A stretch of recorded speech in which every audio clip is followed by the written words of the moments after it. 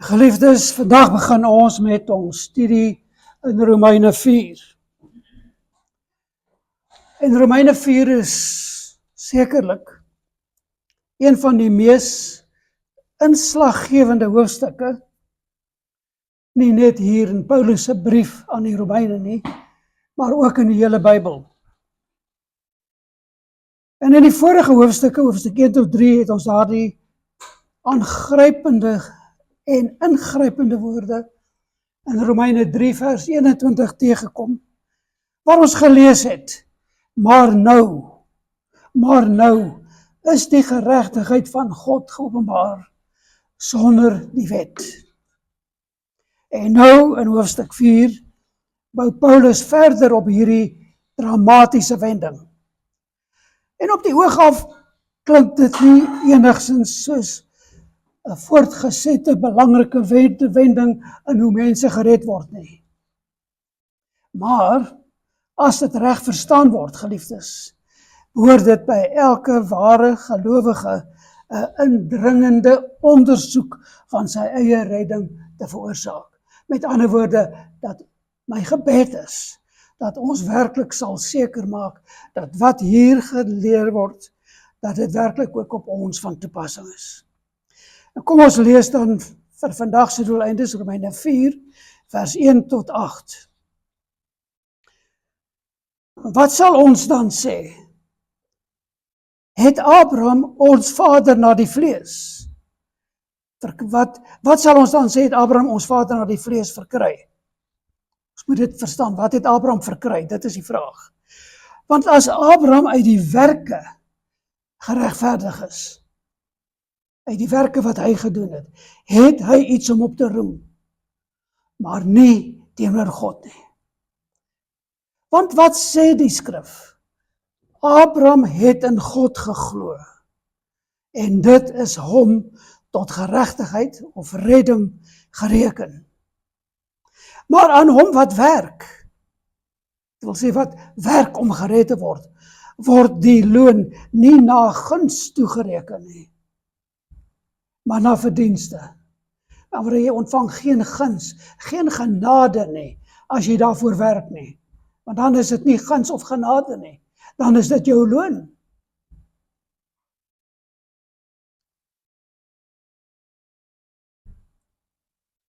Aan hom egter wat nie werk nie, wat nie werk om gered te word nie, maar glo in hom wat die goddelose regverdig.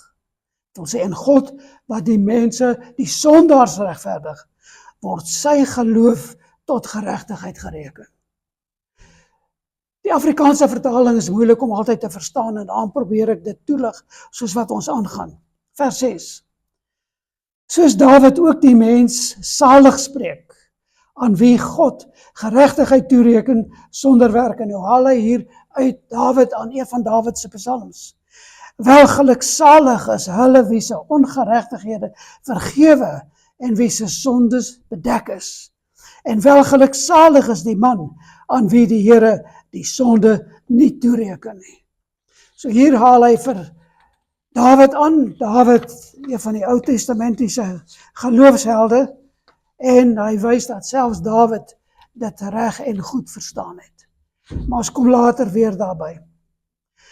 Nou voordat ons in diepte op hoofstuk 4 ingaan, wil ek weer net na hoofstuk 3 vers 21 terugkeer. Daardie ingrypende fase waarna ek nou al vele kere verwys het, en waarmee ek vandag weer wil begin, daardie maar nou.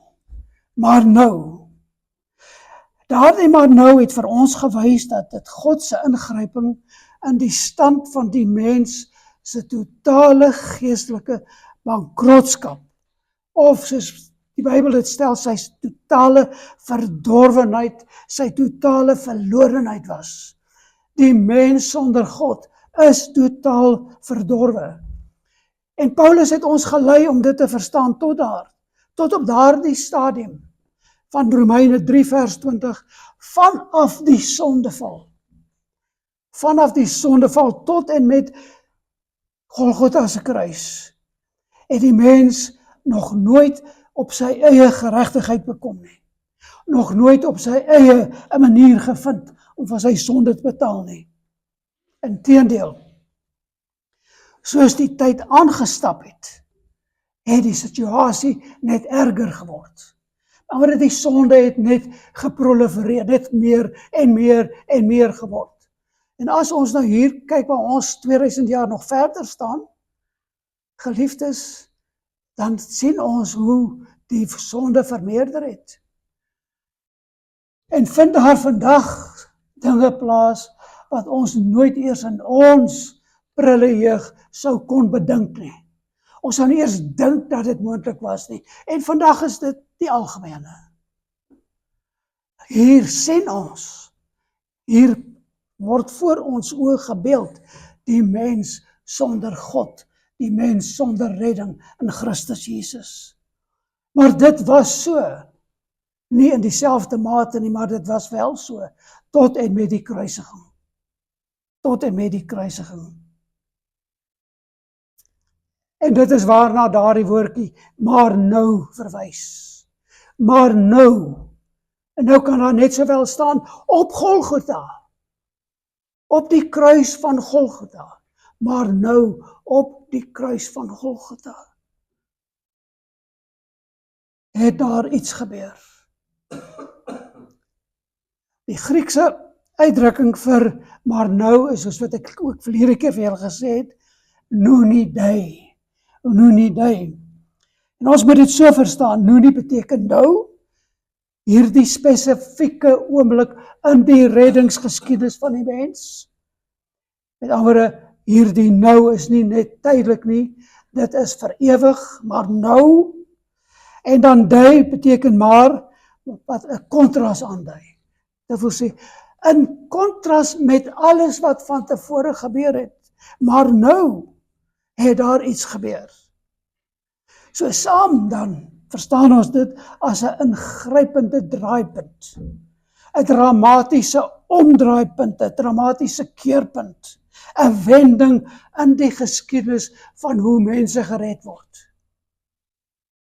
Dis nie bloot maar net 'n kronologiese ding wat gebeur het nie, alles het gebeur en nee, dit was 'n dramatiese ommekeer in die bestel van God se genade. Dit was 'n sielsreddende ommekeer. En dit is wat ons moet verstaan. En dit het elkeen van ons wat roem daarop, om geregtig te wees, om gered voor God te staan. Dit het elkeen van ons geraak. Daardie noonidei, dit het my geraak en elkeen van julle wat sê dat hy 'n gelowige is. Verstaan dit ook binne die konteks van Paulus se brief sover. Nadat hy die universele, allesomvattende, alles insluitende skuld van die mens vanaf Romeine 1 tot by Romeine 3 vers 20 in detail beskryf het, het hy onder leiding van die Heilige Gees gesê, daar is geen redding in die mens se eie poging nie. En dan kom die woorde, maar nou het God se ingryping gekom. Nou het daar redding gekom. Na die stilmaak van elke mond, met ander woorde, bly stil, jy het niks om op te roem nie. Jy het niks om op te staan om te sê, jy het verdienste dat God jou moet red nie. Jy het niks om jou voor God te regverdig nie.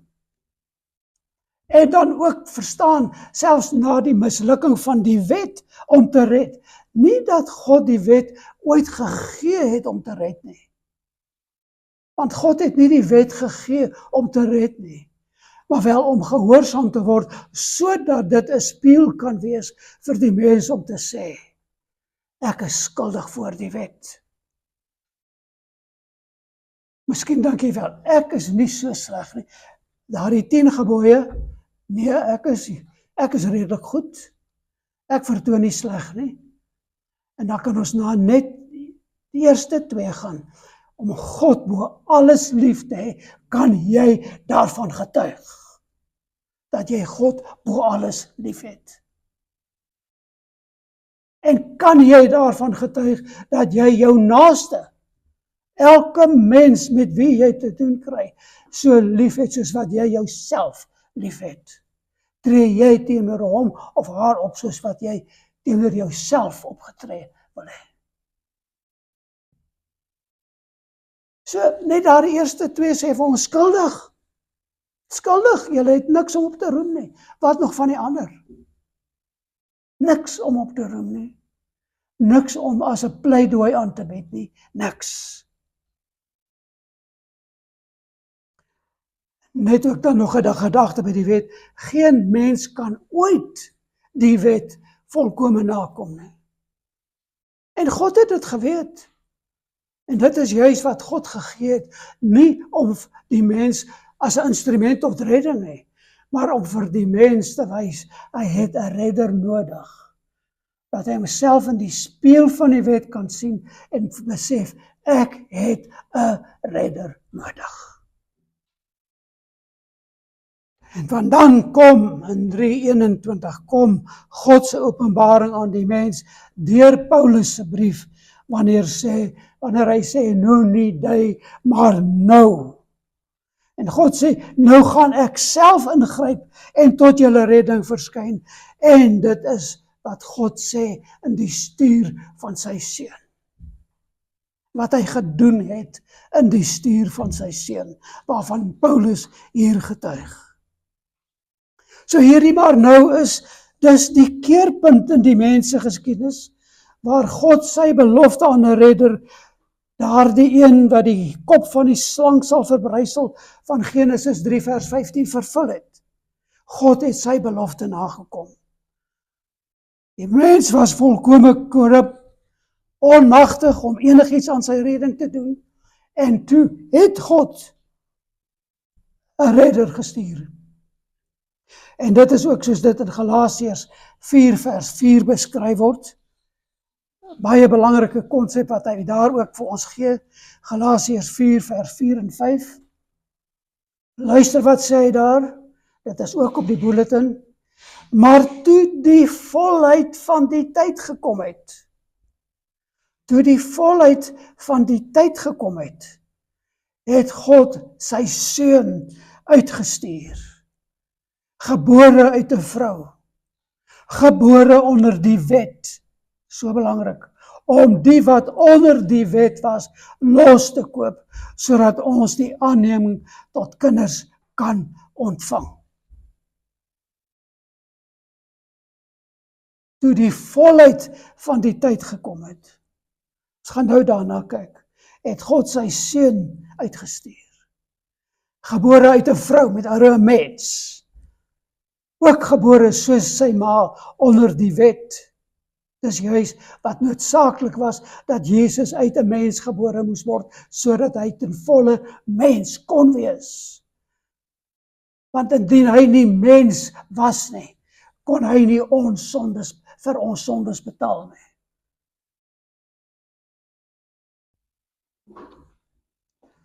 En Jesus wat onder die wet geplaas is deur God, deurdat hy van 'n mensemoeder gebore is, dieselfde wet waaronder Maria en die hele mensdom was, in alle tye, sodat Jesus as mens die wet volkome, volmaak, ten volle vervul het. Dit is waarin ons redding is, geliefdes. Daarom mag ons nooit ooit die mensheid, die volle mensheid van Jesus ontken nie. En ons moet verstaan dat hy ten volle mens was, maar terselfdertyd ten volle God. En net God kan dit bewerkstellig. Jesus ten volle mens, ten volle God. Hoekom? Sodat hy die wet volkome, volmaak, ten volle vervul het. En dit is wat Jesus dan ook in Matteus 5 vers 17 gesê het. Moenie dink dat ek gekom het om die wet of die profete te ontbind nie, om dit toe te maak of af te sluit of enige soets nie, dit weg te doen nie. Nee, ek het nie gekom om te ontbind of enige soets nie, maar om dit te vervul.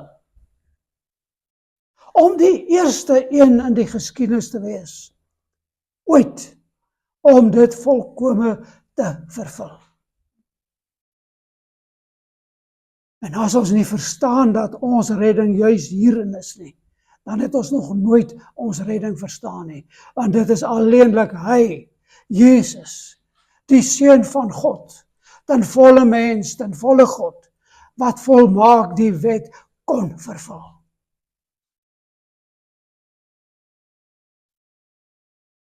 Daardie woord wat Jesus dan 5 vers 17 gebruik aan die einde, maar om te vervul.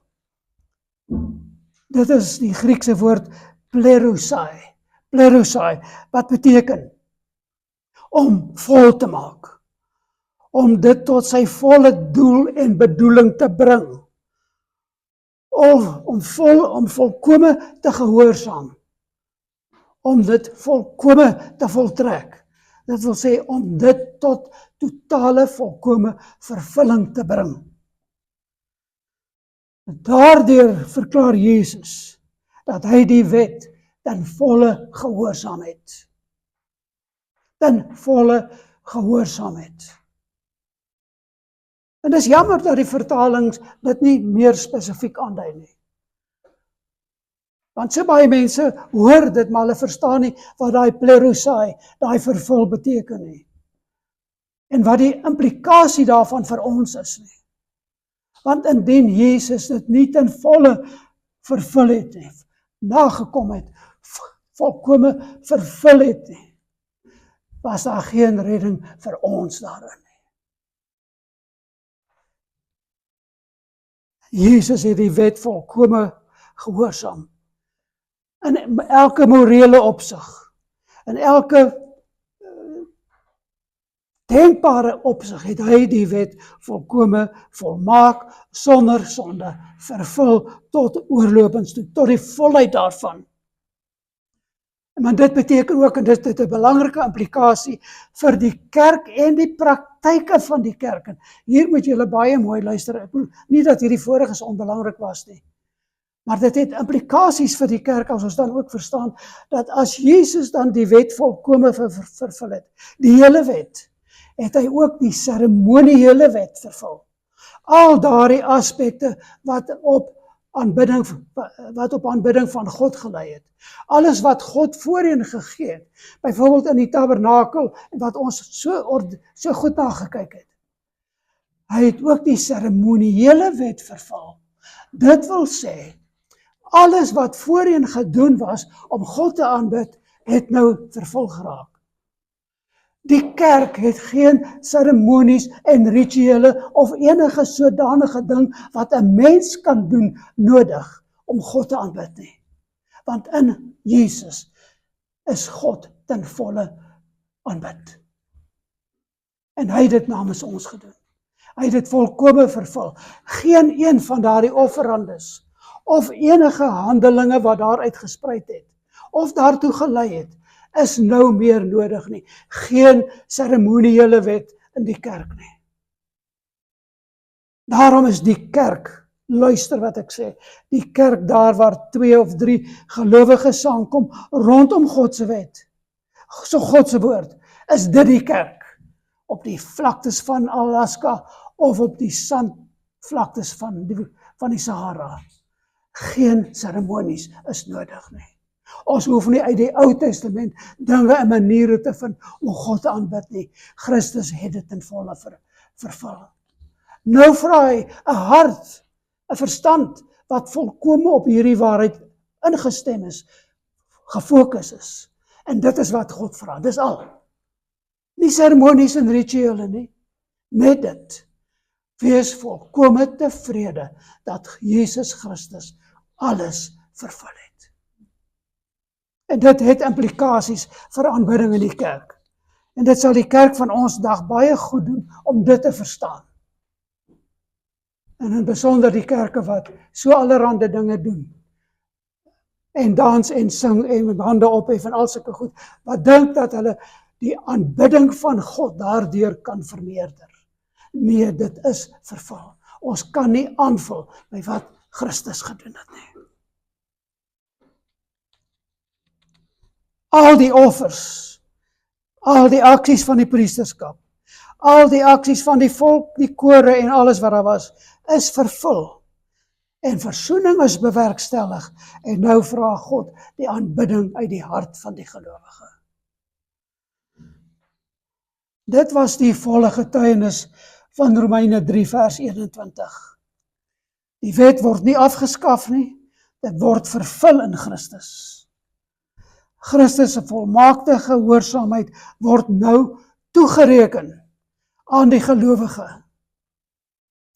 Die woord wat hy vir toegereken gebruik is logizomai, toegeken aan die gelowige.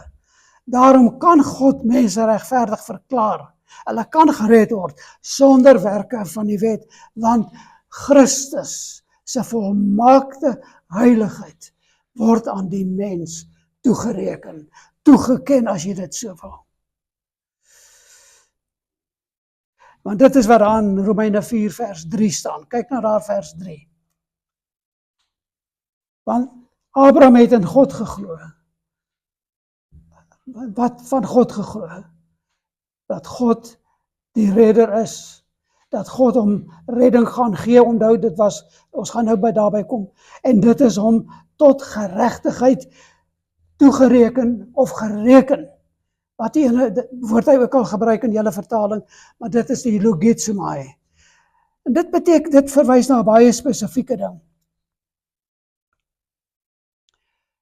Kom ek verduidelik dit so.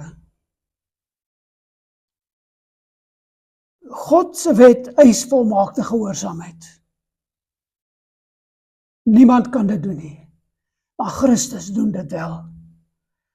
En Christus se totale gehoorsaamheid word nou aan die toegereken wat geloof in hom het. En daardie toegereken is daardie woord logizomai. En hiermee val Romeine 3 vers 21 en hoofstuk 4 presies kom dit in lyn met mekaar.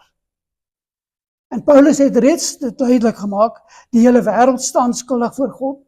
Elke mond word gesnoer, jy het niks om op te roem nie. Geen vlees kan voor God geregverdig word deur werke nie. Die wet openbaar die sonde, maar kan dit nie verwyder nie. Met ander woorde, die wet verklaar jou skuldig, maar hy kan jou nie vryspreek nie. Dit kan jou die wond wys jou, maar dit kan dit nie genees nie. En juis daar, wanneer die mens besef, hy het niks om meer God aan te bied nie, tree God in sy onbeskryflike genade en liefde op, en hy maak redding moontlik deur Christus se geregtigheid, sy heiligheid aan die mens toe te reken. Logizomai, daardie vers 3 van hoofstuk 4. Dit was ook die boodskap van Romeine 3 vers 21. Dat God se radikale, regterlike ingryping voor die wet sou kom. God, die regter, voor wie al die skuldiges moet staan, dit wil sê die hele mensdom. Hy verklaar die wat hulle geloof in Jesus Christus plaas. Hy verklaar hulle geregverdig.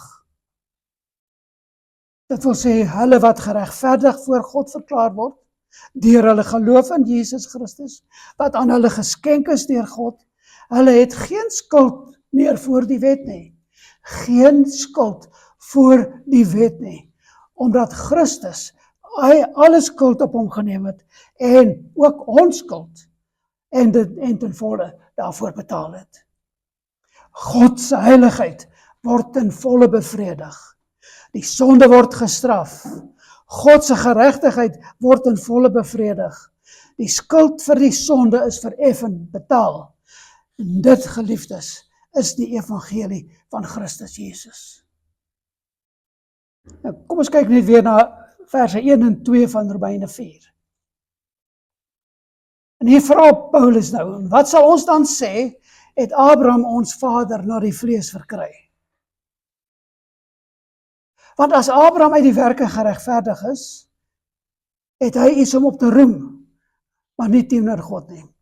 Nou, kom ons kyk mooi wat sê hy hier. Vir die Jode was Abraham nie net 'n gelowige nie, en verstaan mooi, ek het dit van tevore beskryf, die gemeente in Rome het uit 'n groot aantal Jode ook bestaan. Jode wat gevlug het uit Jerusalem, toe hulle vervolg is deur die Romeine. Hulle is dwars hierdie wêreld versprei, maar 'n groot klomp het dan ook in Rome bymekaar gekom. En ons weet, Paulus skryf hierdie brief nie net aan die Romeine as sodanig nie, die nie-Jode nie, maar ook baie spesifiek, het ons gesien, het hy al vorige dele aan die Jode gerig. Hy verstaan, die gemeente is tweeledig as het ware, die Jode en die nie-Jode, en albei het verskillende vrae. Almal verstaan redding nie heeltemal dieselfde nie. Hulle het nie dieselfde agtergrond nie, en dis belangrik dat hy moet verduidelik, hoekom die Jode wat glo in Abraham as hulle geloofsvader, hoekom hulle in Abraham nie op sigself 'n voet het om op te staan nie. Want vir hulle was hy nie net 'n gelowige nie, hy was die vader van die volk, hy was die verbondsdraer, hy was die man aan wie God sy beloftes gegee het. Met ander woorde, in die Jodese beskouing, as iemand, dis volgens die vlees, sy eie werke kon roem, dan was dit Abraham. En daarom begin Paulus dan juis by hom. En Paulus redeneer hier soos volg. As Christus dan die wet volkome vervul het, en as sy gehoorsaamheid, sy nakoming van die wet, die grond vir ons redding is, dan bly daar net een vraag oor. Is daar dan iemand wat nog kan roem? Is daar dan iemand wat dan nog kan roem? En dan is die antwoord by implikasie dit. As geregtigheid nie uit nakoming van die wet kom nie, as dit nie deur menslike prestasies verkry of bekom kan word nie, dan kan selfs Abraham, daardie groot geloofsheld wat in in Hebreërs 11 vers 8 beskryf word, nie op geloof aanspraak maak nie. Ons lees in Hebreërs 11 vers 8, deur die geloof het Abraham, toe hy geroep is, gehoorsaam weggetrek. Met ander woorde, selfs Abraham het op geloof staat gemaak en nie op wie hy was of wat hy was nie. En dit is presies waarin Paulus ons dan nou neem, wanneer hy sê, wat sal ons dan sê dat Abraham ons vader na die vlees verkry het? Want as Abraham uit werke geregverdig was, sou hy moontlik iets gehad het om te roem. Maar selfs nie eers dit kan hy voor God oproem nie. Hoekom nie? Want dit is alleenlik geloof. Kyk vers 3. Daar sê dan begin hy dit. Abraham het God geglo. Abraham het geloof gehad. Uit geloof is Abraham tot geregtigheid gereken. Dit is wat hy daar sê. Abraham het nie op enigiets staat gemaak nie, behalwe sy geloof. En dit is belangrik om te verstaan dat hierdie redding, hierdie regverdiging van Abraham plaasgevind het, nog voor die wet eers gegee was. God het met Abraham gepraat voordat hy Israel uitgelei het en na die berg geneem het. Voordat die wet gegee is. Nog voor die besnydenis as verbondsteken verklaar is. Nog voor Sinaï het hy reeds vir Abraham, het hy reeds aan Abraham die geskenk van geloof gegee. Hy het Abraham uitgesoek en hy het aan Abraham die geskenk gegee. Met ander woorde, Abraham kon nie roem op 'n wet wat hy nagekom het nie. Hy het nie 'n wet gehad om hom te lei nie. Hy het nie die rituele en tekens gehad om sy verbond met God te bevestig nie. Die tabernakel en die offerandes was nog nie daar nie. Al daardie dinge was daar nie. Abraham het nie die Sinaï openbaring van die wet gehad om sy gehoorsaamheid te meet aan God se standaard nie. Maar tog staan daar in die tweede helfte van Romeine 4 vers 3, dit is hom tot geregtigheid gereken. Nie omdat hy die wet of ritueel perfek vervul het nie, maar omdat hy in God geglo het en vertrou het. Vir wat? Op God se belofte van 'n erfgenaam en 'n nasie. God het aan Abraham beloof dat hy aan hom op daardie 99-jarige ouderdom van hom 'n seun gaan gee, 'n nageslag gaan gee, en dat 'n nasie daaruit sou kom. En dit is waarna hierdie geloof van Abraham verwys het. En nou moet julle baie mooi verstaan. Abraham het dit geglo. En ek sou graag meer daaroor sou miskien volgende keer. Maar verstaan net dit. Abraham het God tot die mate vertrou daarvoor, dat hy 'n seun sou kry, 'n nageslag sou kry, dat daar 'n nasie na hom sou kom, dat hy selfs bereid was om daardie seun wat hy en Sarai in hulle ou dag gekry het, op 99 jaar, daardie een kind wat God vir hulle gegee het, wat 'n wonderwerk was in alle opsigte. Hy was selfs bereid om daardie seun in gehoorsaamheid aan God te offer. Dit is die mate van sy geloof gewees. Sal ons dieselfde doen?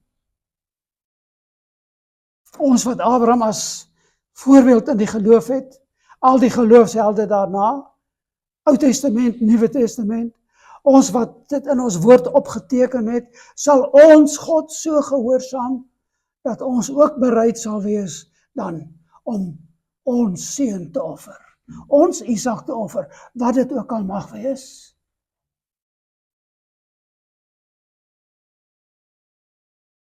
En God doen dit, geliefdes.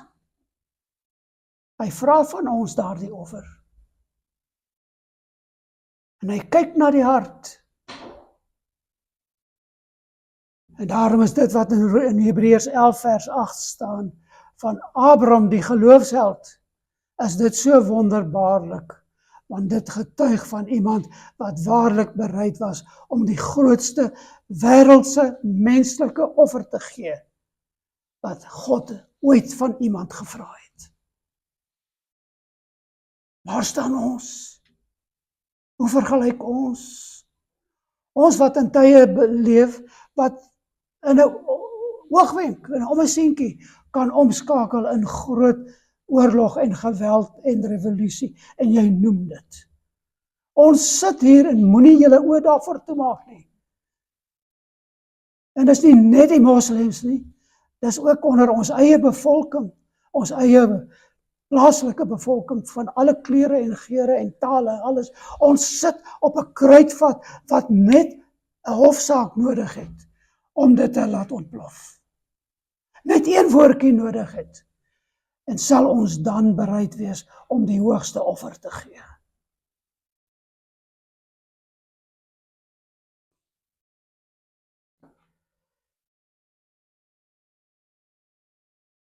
Nou wil ek weer net teruggaan na wat ek gesê het. Abraham het God geglo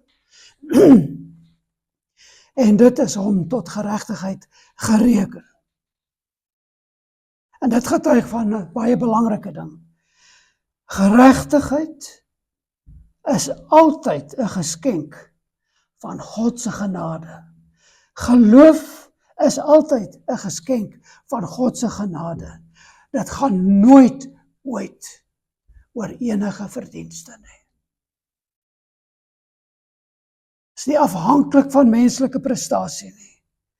En dit is nie afhanklik van ritueel of nakoming van die wet nie.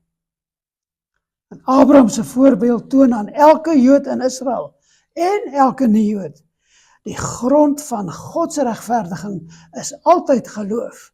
En daardie geloof is altyd, soos wat ons net nou in Efesiërs 2 gaan sien, altyd 'n geskenk, 'n genade geskenk.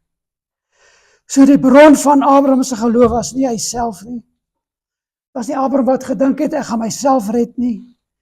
Nee, sy geloof is 'n Godgewekte reaksie, 'n Godgewekte respons, 'n geskenk van God. En hier bring ons dit dan in verband met Efesiërs 2 vers 8 en 9. Want uit genade, let wel die sleutelwoord genade, uit genade is julle gered deur die geloof. Hoe kry ons geloof? Omdat ons daarvoor vra, omdat ons het verdien, nee, niks van daarin nie. Net God se genade. Uit genade is julle gered, deur die geloof. En dit is nie uit julle nie, niks van jouself nie. Dit is die geskenk van God, nie uit werk in die herhaal uit, sodat niemand enige rede het om ooit te roem nie.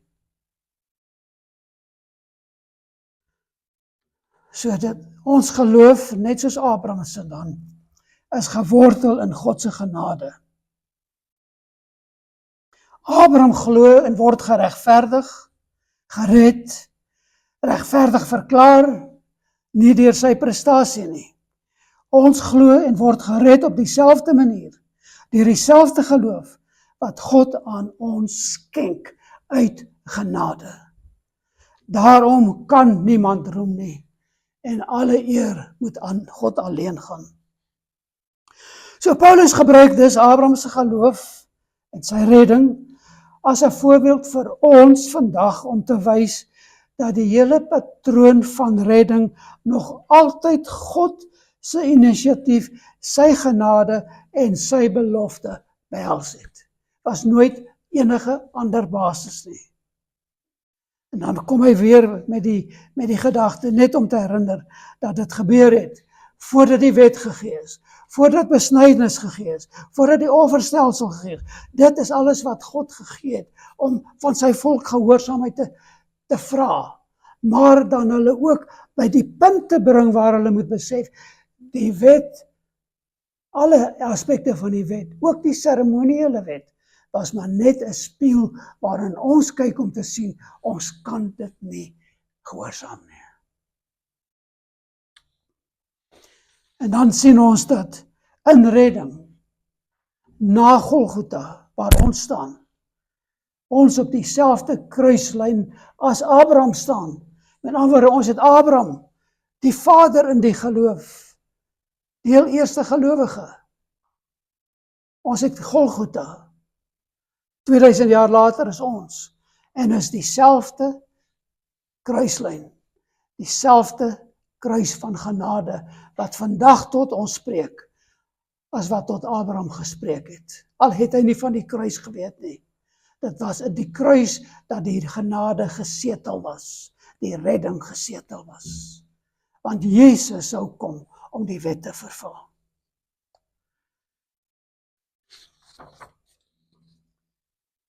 So wanneer Paulus dan hier in Romeine 4 aan die Jood en die nie-Jood in die gemeente van Rome skryf hy aan hulle om die beginsels van redding te verduidelik. En hy gaan dan terug om mooi te verduidelik wie Abraham was, sodat hulle dit in volle verstaan.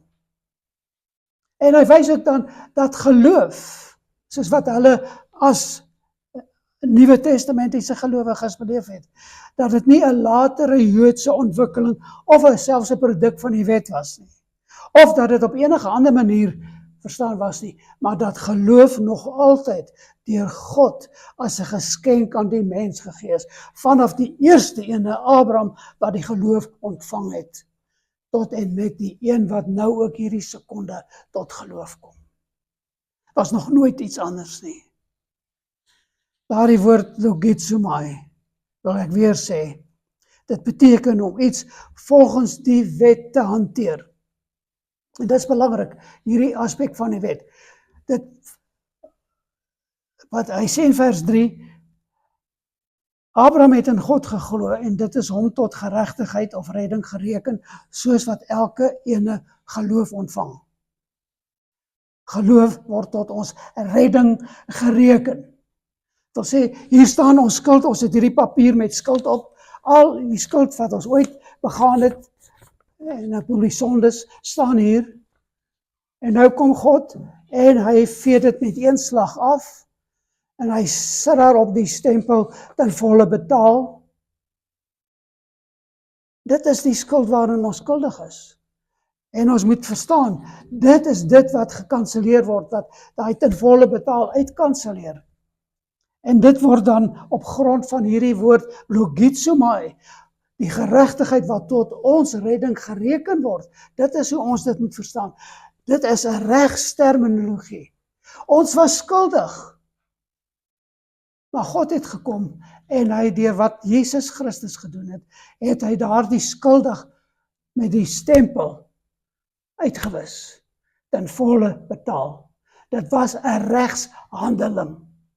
Nie maar net 'n gevoelshandeling nie wat God se gevoel het nie. Jesus het ten volle betaal vir elke sonde wat ooit begaan is en nog sal word. Elke sonde.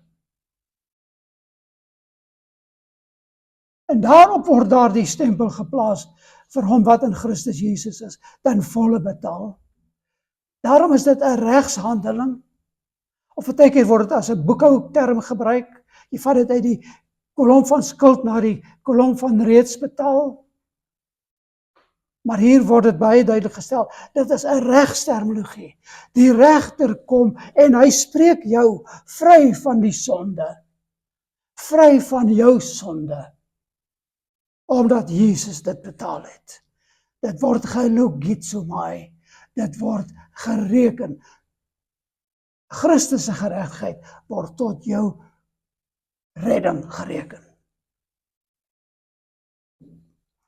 En daardeur word God se heiligheid nie gekompromiteer nie.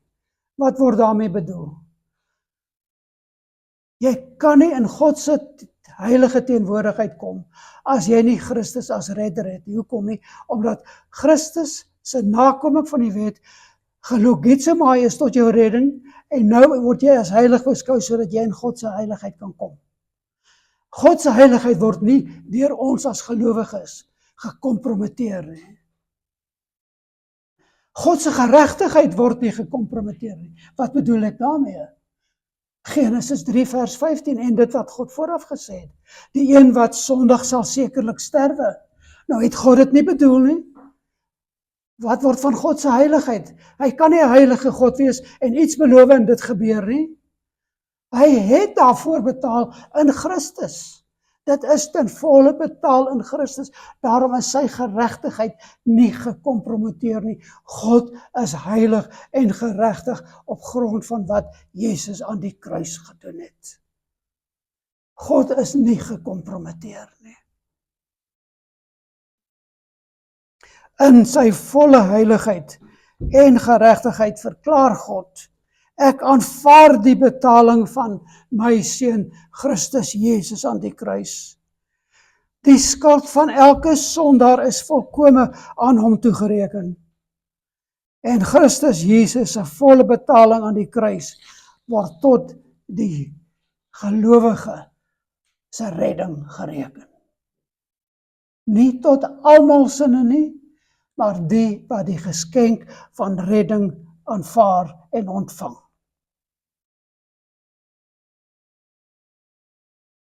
Dit is ten volle betaal, sê God. As jy 'n gelowige is, skuld jy niks verder nie. En dit is ook wat die geleerdes baie keer as die lering van imputasie beskryf.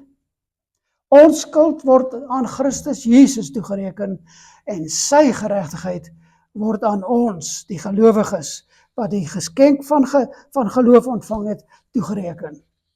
En dis waarna 2 Korintiërs 5 vers 21 dan ook verwys.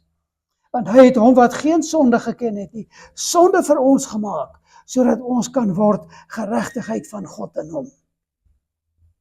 En dan, ons gaan sien in Romeine 5 vers 19, kom Paulus en hy beskryf dit ook verder.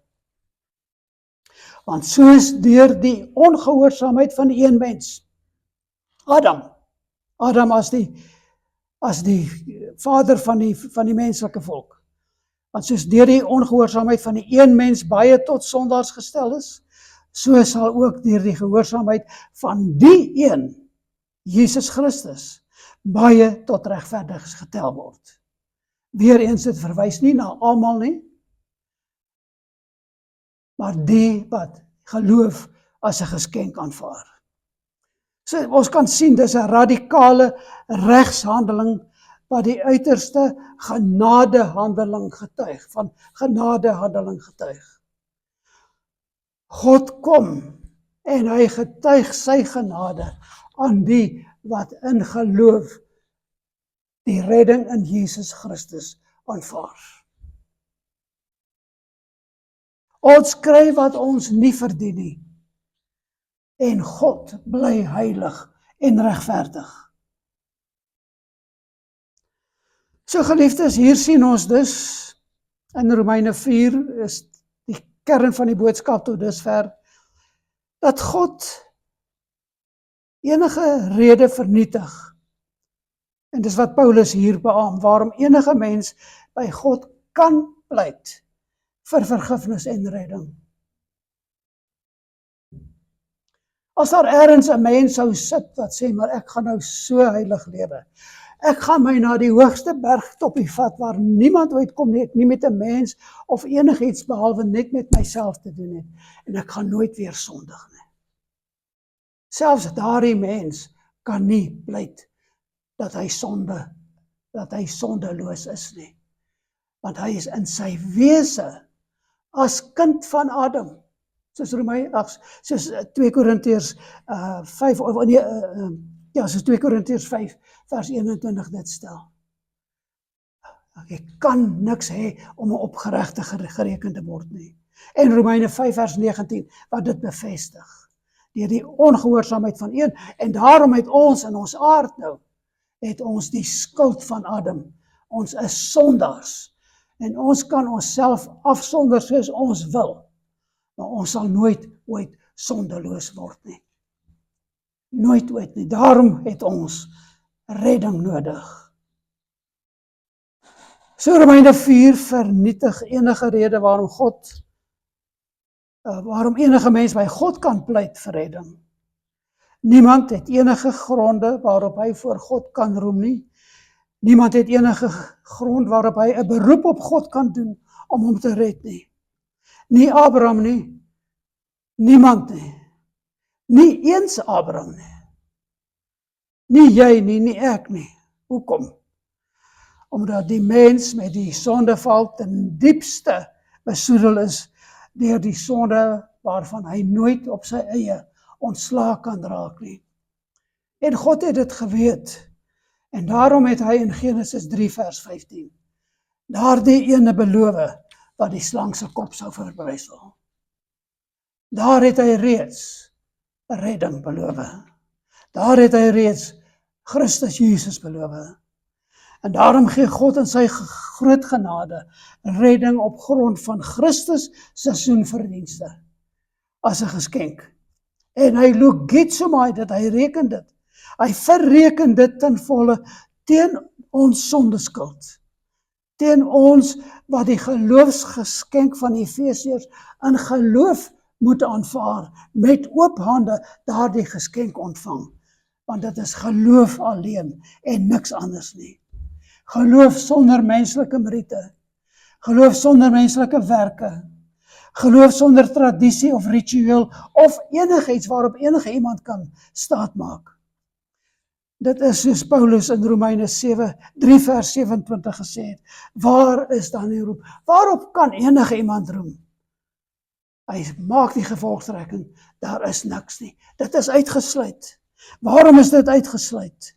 Omdat ons nie omdat gelowiges nie aanvaar word op grond van wat hulle doen nie. Geen prestasie of aksie of handeling of selfs denke nie, maar alleenlik dit wat Christus gedoen het. Daar is 'n skrifdeel in Efesiërs 1 waar Paulus vir ons 'n baie kosbare blik op redding gee, Efesiërs 1, waar hy sommer as het ware met die huis in die deur val, met die deur in die huis val, met die deur in die huis val. En hy begin deur die seëninge van redding in Christus te beskryf, daar in Efesiërs 1, en daar kom hy in Efesiërs 1 vers 4, waar hy sê, soos hy, dis God, in Christus, soos hy ons in Christus uitverkies het, voor die grondlegging van die wêreld, om heilig en sonder gebrek voor hom in liefde te wees. Wanneer het God mense uitgekies, wat daardie geskenk van redding gaan aanvaar? Wanneer voor die grondlegging van die wêreld, deurdat hy ons voorbeskik het, uitverkies het, om ons as sy kinders vir homself aan te neem, deur Jesus Christus, na die welbehae van sy wil, soos wat hy kies. Die wat hy kies, dit is God se wil, dit is soos hy dit wil. En dan vers 6, tot lof van die heerlikheid van sy genade. En luister nou mooi, hier is die kosbaarste vers, waarmee hy ons begenadig het in die geliefde.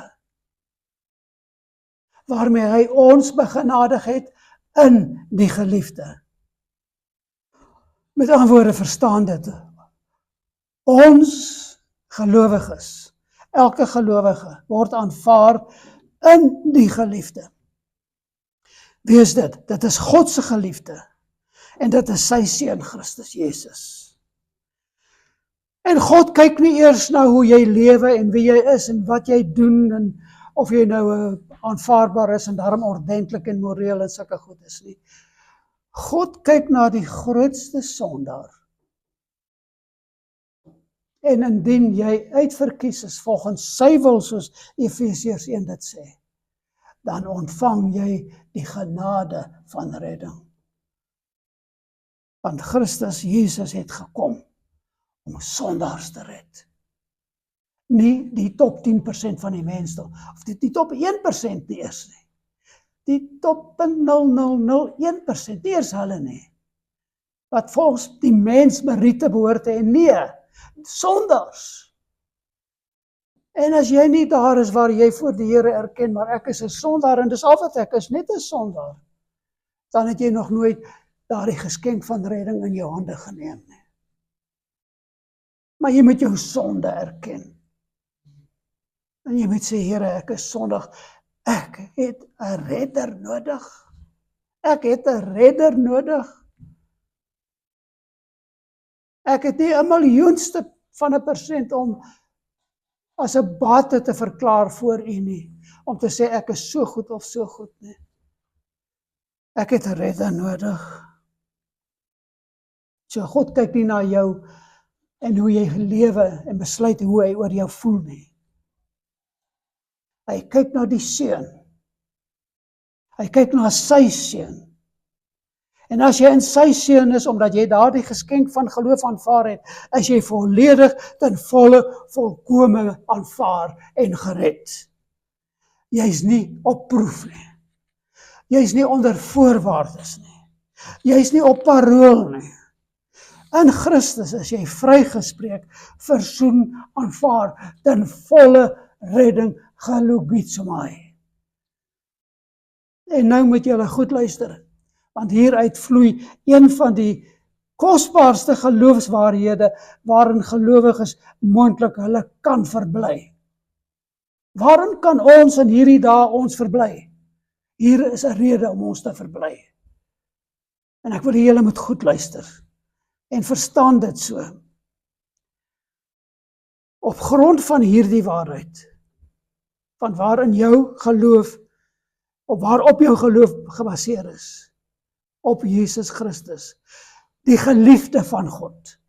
Op grond daarvan, verstaan dit, niks wat jy ooit doen, of nalaat om te doen, sal maak dat God jou meer of minder lief het nie.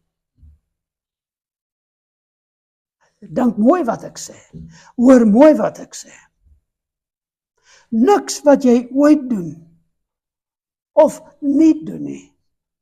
Al weet jy moet dit doen. Maar elke sonde wat jy na redding begaan, sal nie veroorsaak dat God jou meer of minder lief het nie. Jy sal wel jou verhouding met God verstoor, maar dis van jou kant af, want jy weet dit is daar. En jy wil graag daardie sonde uit die pad uit hê. En God gee vir jou die geleentheid om dit te doen, maar dit sal nie maak dat God jou minder of meer lief het nie. Omdat elke gelowige begenadig word in God se liefde. in sy geliefde seun, in Jesus Christus, die geliefde seun van God, daardie geliefde waarvan ons hier gelees het. We are beloved, we are in the beloved. Ons is in sy geliefde seun, binne-in. Ons is binne in sy geliefde seun. Niemand kan ons daar uithaal nie, geliefdes. Ons is binne-in. Ons kan niks doen om hom ons meer of minder te laat lief hê nie. Hy het ons lief ten volle. Want hy het sy geliefde seun ten volle lief. God is heilig en hy is geregtig. Hy is alles ten volle. Wat hy is hy ten volle. Hy is ten volle heilig. Hy is ten volle genadig. Hy is ten volle geregtig. En sy liefde kom na ons in die volheid van hom wat God is. Daarop en daarin kan ons in hierdie dae roem in hierdie wêreld. Dit is rede om te roem. En mag die Here ons voortdurend daaraan herinner, deur sy woord, deur sy gees, dat ons ten volle geliefd is in sy geliefde seun. Dis waarom hy gesê het, dit is my geliefde seun in wie ek 'n volle welbehae het. Daarom kan ons sê, God het ons gered, ten volle gered, wanneer ons daardie geloof, by geskenk van geloof ontvang het. Hy gee dit. En hy gee nie 'n halwe geskenk nie. Hy gee die geskenk in sy volheid. Mag die Here hierdie waarheid aan ons ten volle openbaar, elke dag en in alles, in elke situasie. Ook daar waar ons getenteer word om weer eens maar net in ons sondepatroon te verval. Waar dit net so maklik is om iemand af te jak of te skop of die hond te skop of wat ook al daardie dinge wat ons so maklik aan oorgee. Mag ons verstaan, ons is gered deur die kosbare bloed van God se geliefde seun, in wie ons nou is. En dat hy ons ten volle lief het. As daar dan ooit 'n rede is waarom ons dan daardie liefde moet uitlewe, is dit hierdie gedagte. Wie ons in Christus is en wie ons in die geloof is. Mag die Here ons seën om dit te onthou. Amen. Onse Vader van liefde en genade, wat kan ons anders te sê as maar net dankie, dankie, dankie. Dankie dat u woord ons nie net leer nie, maar ook wanneer ons dit verstaan, ook bevry. En dit soveel genade aan ons openbaar, Here, dat ons in die grootste vryheid in hierdie lewe met sy groot bedreigings en sy groot aanvalle en sy groot onderdrukking en al daardie dinge kan kom. En ons word bevry, omdat ons in die geliefde is. Ons is geliefd in die geliefde.